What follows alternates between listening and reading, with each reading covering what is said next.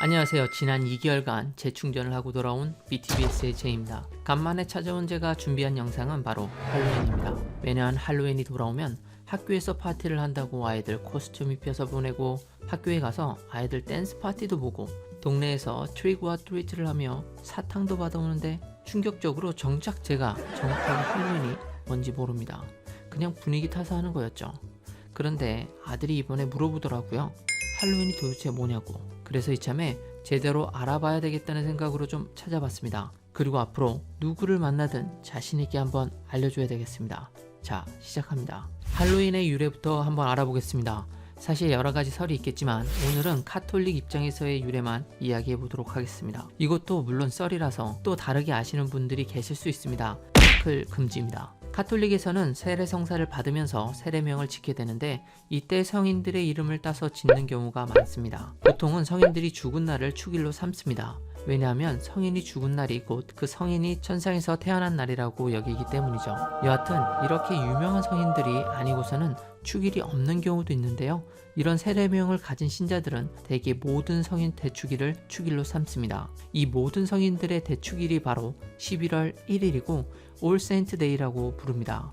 그리고 이 대축일 전날인 10월 31일이 바로 할로윈인 거죠. 즉 모든 성인 대축일 전야제가 되는 겁니다. 마치 크리스마스 이브처럼 말이죠. 여기에서 할로윈이라는 단어가 어떻게 만들어졌는지를 유추해 볼 수 있는데요. 대축일은 올 세인트 데이라고도 하지만 다른 말로 올 할로우 데이라고도 합니다. 여기에서 할로우란 고어로 성인을 의미하기 때문에 사실 같은 말이에요. 그런데 할로윈은 대축일 전날이기 때문에 전날이라는 의미의 이브를 써야 하지만 켈트족 중 스코틀랜드어인 이븐을 대신 이용했습니다. 따라서 All Hallow Even, Hallow Even, Hallow Even, 할로윈, 할로윈 이런 식으로 이름이 변화했다고 합니다. 캐나다에서는 아직도 할로윈이라고 많이 씁니다. 미국에서는 이런 표기를 보고 18세기 옛날 느낌이 난다는 그런 반응을 보인다고 합니다. 사실 전 잘 모르겠습니다. 옛날에 영국 혹은 아일랜드에 잭이라는 스크루지보다도 더한 악덕 구두쇠가 있었다고 합니다.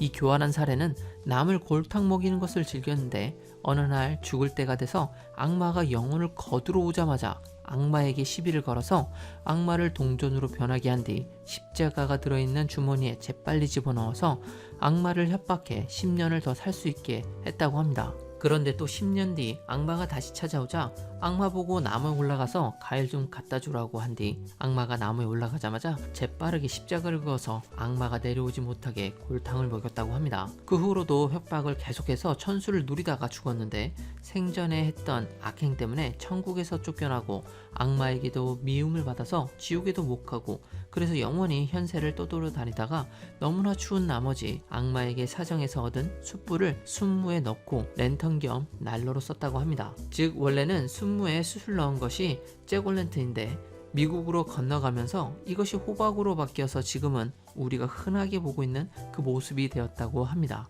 Trick or Treat, 할로윈의 하이라이트죠. 할로윈 무렵에 아이들은 악마, 괴물, 마녀 등 뭔가 사악해 보이는 존재들로 분장을 하고 이 집 저 집 드나들며 Trick or Treat 라며 집주인에게 사탕을 요구하고, 이들을 맞이한 집에서는 그들의 요구대로 사탕 등을 주는 게 전통처럼 되었습니다. 한국말로 직역하면 대접을 하지 않으면 장난을 칠 거야 정도가 될 거고, 할로윈 날로 의역하면 사탕을 안 주면 골탕을 먹을 거예요 라는 정도로 이야기할 수 있겠네요. 그런데 현재 와서는 악마, 괴물보다는 슈퍼히어로, 만화 주인공, 해리포터 같은 옷을 더 선호하는 것 같습니다. 학교에 가면 한 50%는 아이언맨입니다. 사실 이러한 파티의 모습은 순수히 상업적인 거라고 합니다. 마치 발렌타인데이, 빼빼로데이처럼 말이죠. 미국에서 팔리는 사탕의 4분의 1이 할로윈을 준비하기 위한 거라니까 사실 엄청난 비즈니스인 거죠. 조심해야 하는 상황. 서구에서 할로윈이 유명하다고 해서 모든 집이 이날을 축하하거나 함께 하는 것은 아닙니다. 따라서 아무 집이나 가서 사탕을 달라고 하면 안 돼요. 집 앞에 불이 켜있는 곳만 가서 초인종을 눌러야 합니다. 이렇게 즐거운 날 꼭 아이들이 먹는 음식에 장난을 치는 나쁜 사람들이 가끔 있어요. 따라서 아이들이 받아온 사탕, 초콜릿들을 하나하나 잘 살펴보셔야 합니다. 아주 오래된 음식 또는 음식에 장난을 친 것들이 있는지 잘 보고 걸러내셔야 해요. 예전 뉴스를 봤는데요. 할로윈에 아이들이 받은 초콜릿에서 바늘이 발견된 적도 있다고 합니다. 그래서 저희 아이들은 집에 돌아오는 즉시 사탕, 초콜릿 검사를 쫙 합니다. 여러분들도 꼭 하시기 바래요. 매년 아이들이 새로운 할로윈 코스튬을 사달라고 하는데요. 이게 생각보다 비쌉니다. 그래서 1년에 하루 이틀밖에 못 입는 이 코스튬을 위해서 이렇게 큰 돈을 투자해야 하는지 매번 고민이 되는 게 사실이에요. 그렇지만 아이들이 이 할로윈을 하면서 저희 집에서 코스튬을 입는 날이 많이 남지 않았습니다. 그래서 전 기쁘게 매년 사주기로 했습니다. 그리고 내년부터는 좀 더 진심으로 할로윈을 준비해 볼 생각입니다. 이왕 캐나다에 오신 또는 오실 분들은 한번 진심으로 준비해 보시는 것이 어떨까요? 아이들과 제대로 된 행복한 추억을 만들 수 있습니다. 그럼 저는 다음 영상에서 뵙겠습니다. 감사합니다.